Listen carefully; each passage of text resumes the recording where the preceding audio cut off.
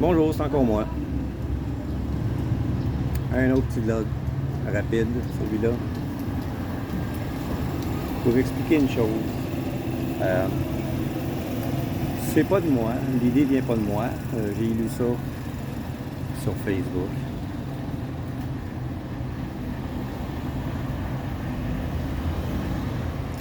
Qu'il faut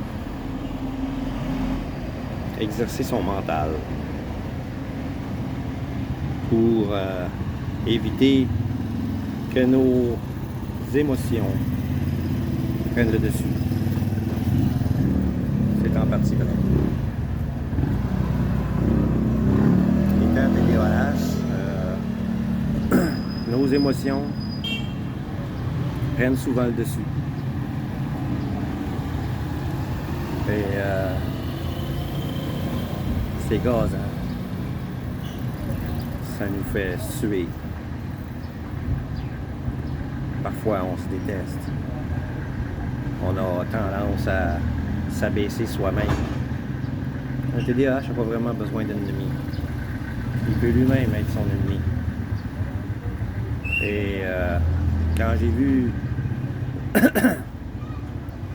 ce texte posté par quelqu'un,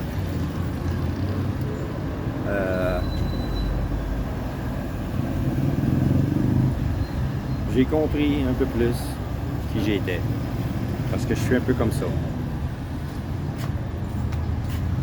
J'ai souvent utilisé mon mental pour faire fi de mes émotions.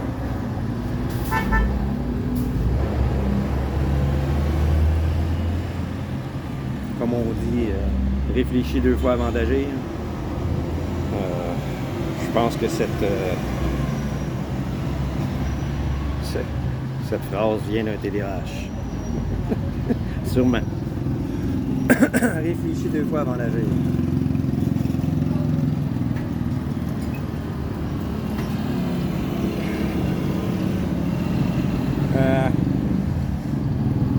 Ouais.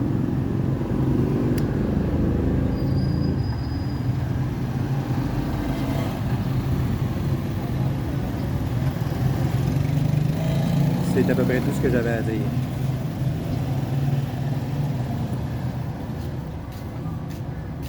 Si tu veux te foutre de ce que les gens pensent de toi, ben, faut agir de la sorte.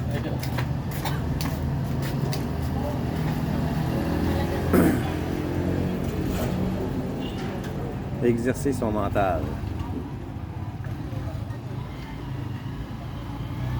C'est pas vraiment le mot qui a été écrit, c'est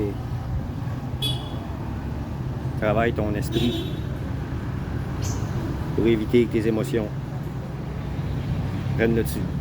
Quelque chose comme ça. Ça veut dire à peu près la même chose. Travaille ton mental.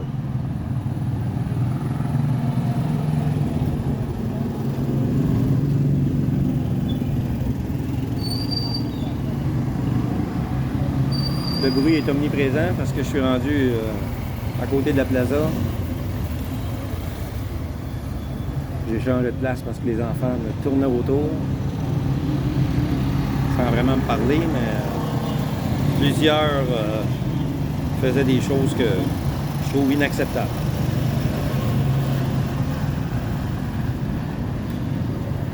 C'est des choses qui peuvent arriver ici. Quand les gens n'ont pas été vraiment éduqués, ça peut arriver. Des enfants qui passent à côté de toi et qui te touchent. Ils veulent toucher un étranger. Mais c'est quelque chose qui ne se fait pas. Selon moi. Donc, j'ai changé de place et je suis parti. Et ici, il n'y a plus d'enfants. Seulement des tricycles qui passent et qui passent et qui passent et qui passent encore. Beaucoup de trafic.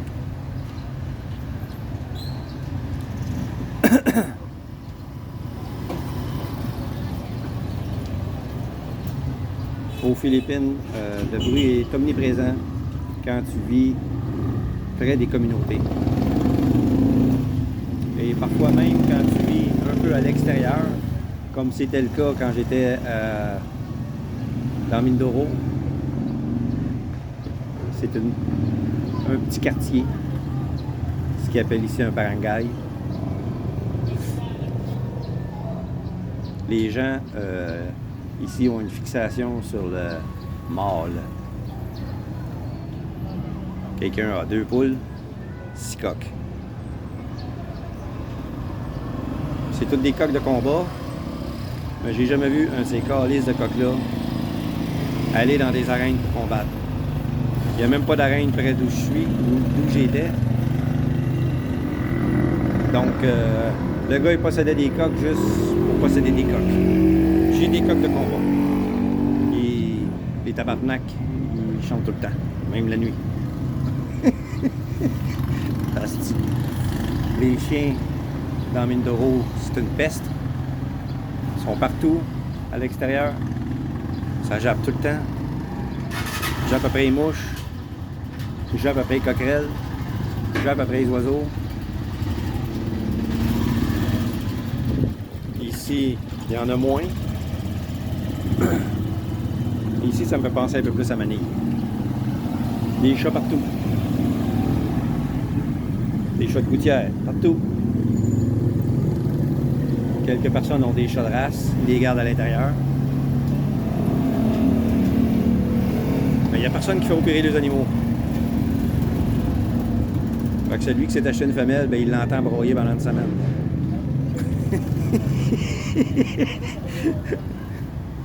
Comme c'est le cas pour ma femme.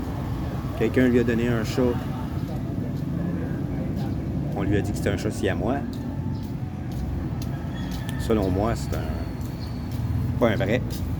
C'est un mix. Parce que des chats siamois tigrés, j'en ai jamais vu. Tigrés pareil comme les autres chats tigrés qu'on peut voir. Mais elle a du siamois parce que quand elle broye, sa voix, ouf, c'est une voix de siamois. Je l'ai entendu broyer pendant une semaine. Fait que je me suis mis des bouchons pour dormir.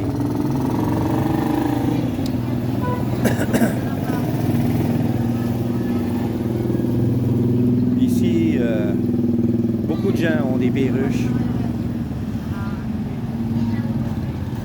Et encore plus, des lovebirds. Les inséparables. Très populaires, les inséparables. Et quelques-uns ont des coqs à ciel. Certains ont des volières immenses. Les gens ici ne peuvent pas vivre sans faire de bruit. Le silence pour eux est mortel. Dû à leur croyance, à ce qu'on les a fait croire, que quand c'est silencieux, le diable agit. Donc ils font du bruit tout le temps. Ça n'arrête jamais de parler, ça n'arrête jamais de faire du bruit. Leur moto, leur coq, leurs chiens, ils ont tout le temps la face plongée dans leur téléphone à écouter des vidéos ou à faire jouer de la musique trop forte, chanter. Du bruit, il faut faire du bruit, toujours. C'est pour ça que j'ai l'intention de m'acheter une terre puis de m'éloigner un peu de ça. Si j'ai un coq, ça va être seulement un, puis pas un coq philippin. Un Rhode Island. Un qu'un. J'ai pas l'intention de faire de gros élevages. Seulement pour mes besoins, en viande et en œufs. Si j'ai trop d'œufs, je vais les faire couver. Puis je vais les vendre comme ils font ici, balout. C'est un mets que je refuse de manger. C'est un œuf qui est presque fini de couver, donc il y a un poussin dedans. L'œuf est cuit avec le poussin dedans. Et ils le mangent comme ça. Ils mettent une sauce là-dessus, ils cassent la coquille, puis ils mettent une sauce dans l'œuf, et ils mangent ça comme ça.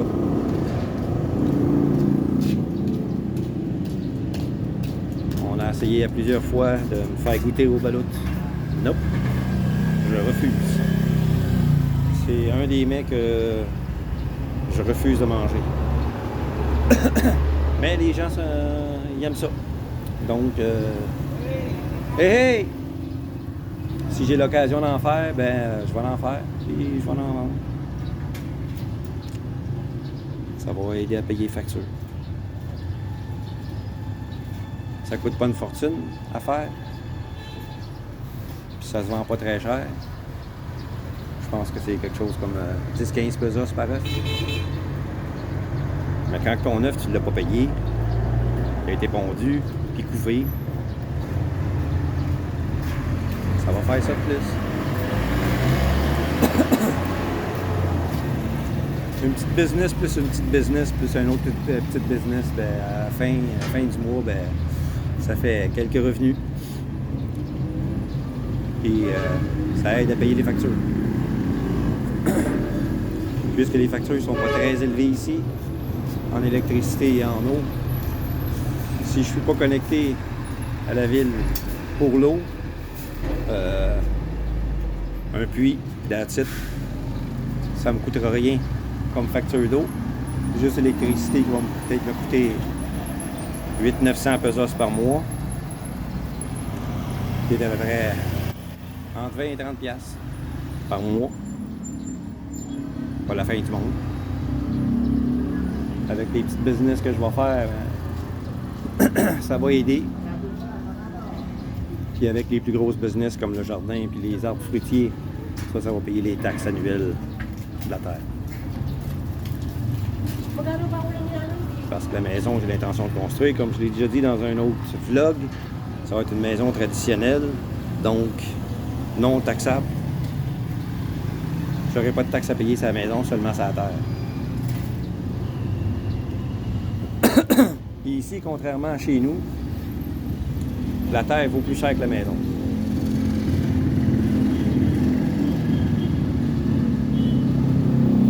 Exemple, une terre va coûter 500, 600 ou 700 000 pesos. Faire construire une maison traditionnelle, ça va me coûter entre 150 et 200 000.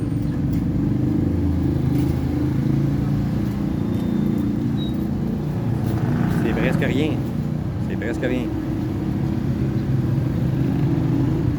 150 200 000, c'est...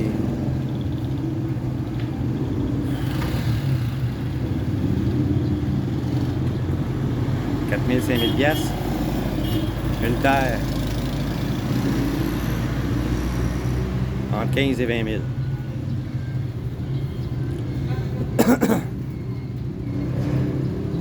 Même pas. 9 000 piastres. À peu près entre 7 et 9 000 piastres pour la terre. En tout cas, c'est à peu près ça. Il va me rester de l'argent pour des améliorations. Je vais faire un atelier d'ébénisterie. M'acheter un Bahay Kubo pour la visite. Bahay Kubo, c'est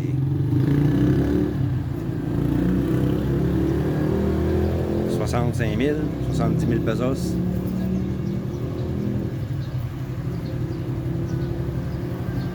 Puis je vais peut-être même le faire moi-même. Ça va me revenir moins cher encore.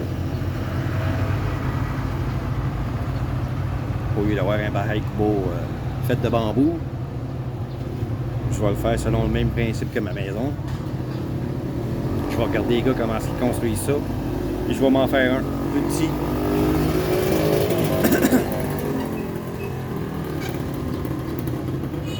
Ça va être pour la visite.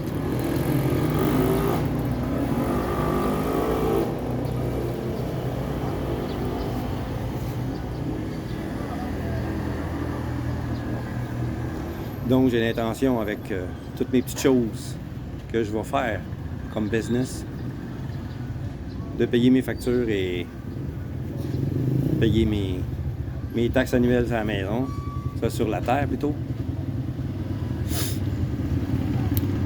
Donc, j'aurai pas besoin de beaucoup d'argent pour vivre, puisque je vais avoir mes propres œufs, ma propre viande pour les poulets, le poisson, même chose, je vais élever des poissons, tilapia et milkfish,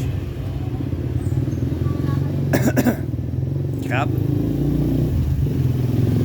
dans un fish pond, fait maison, filtré avec un filtreur maison, juste une pompe à acheter, va coûter une quinzaine de piastres, peut-être moins.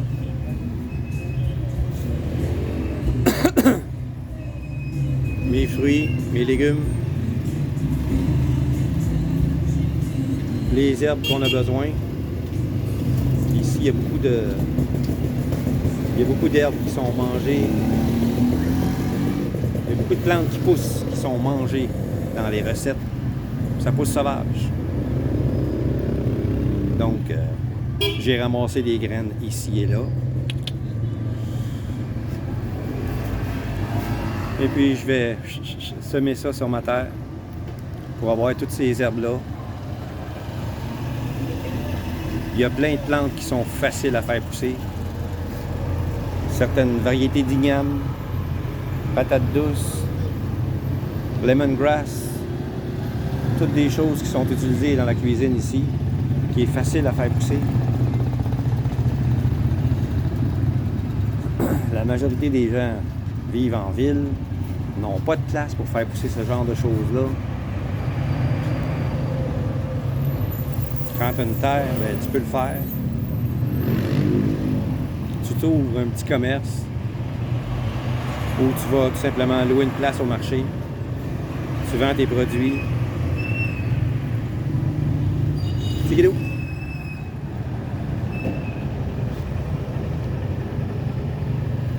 Même pas besoin d'avoir une grosse installation avec mon camion. Je vais me construire une table avec des pattes pliantes. 2 tables avec des pattes pliantes. Je vais amener ça. J'achète un parasol qui coûte une vingtaine de piastres. Un gros parasol. J'ai vu ça dans les magasins. Tu installes tes 2 tables avec ton parasol. Tu mets tes produits sur la table.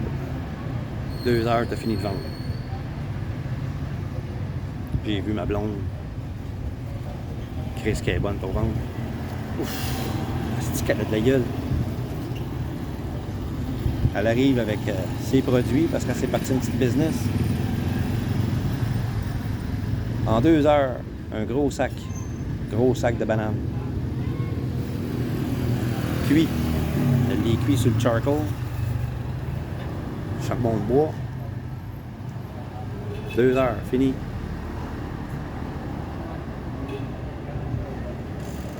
Elle a payé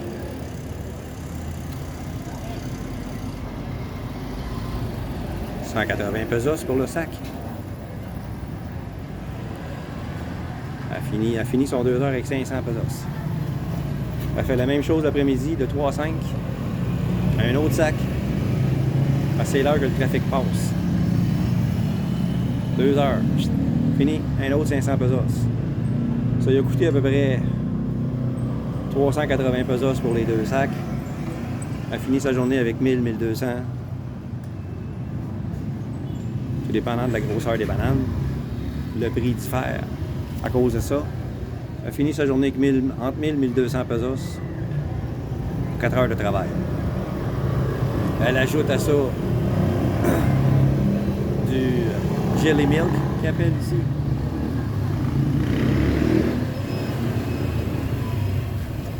Avant ça pour 150 pesos, servi dans des verres. Pour le total, ça lui a coûté 15 pesos pour le faire.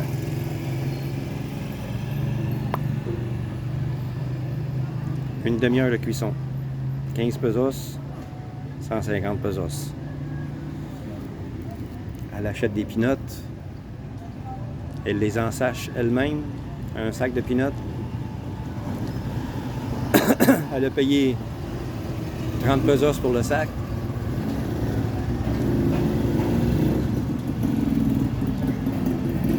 fait à peu près une trentaine de sacs avec ça, de petits sachets.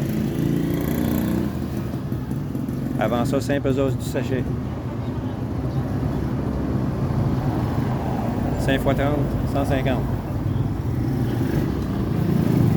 120 pesos de profit. Clac! Ça, plus ça, plus ça, plus ça. Les gens ici, ils travaillent dans des usines 12 heures par jour pour 500 pesos par jour. Elle a travaillé 4 heures. Elle se tape 2000 pesos. Pas loin. 4 heures d'ouvrage.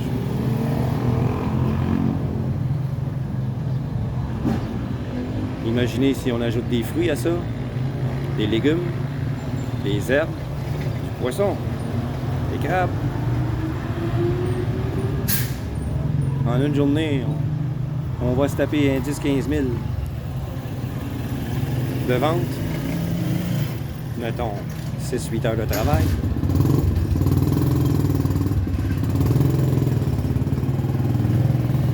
Entre 10 et 15 000 par jour. Bonne journée.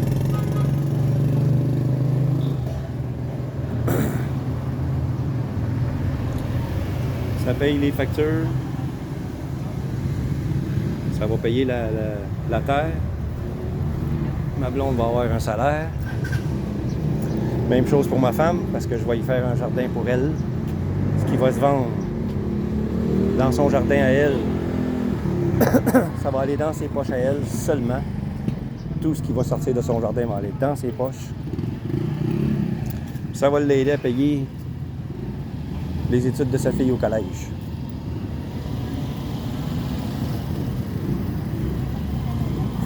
Donc c'est ça mes projets pour le futur. Et puis la petite explication du début, ça aide un peu mieux aussi à me connaître en tant qu'individu. Je suis à l'ombre d'un arbre. Regardez ça, les belles feuilles.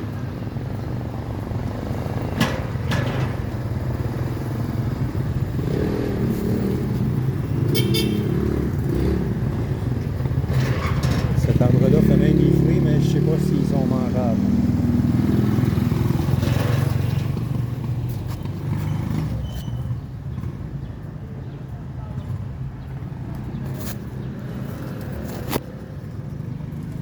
Il y en a tout le long de cet arbre-là. Je sais pas ce que ça va devenir comme fruit. Ils sont encore verts. Donc ça me donne pas bien une idée de ce que ça peut être. En tout cas, ça va mettre fin à mon vidéo. Je vous remercie encore de me suivre. Likez mes vidéos, partagez, abonnez-vous si vous ne l'êtes pas. Un Québécois aux Philippines, à la retraite. Je compte finir ma vie ici. Merci et à la prochaine.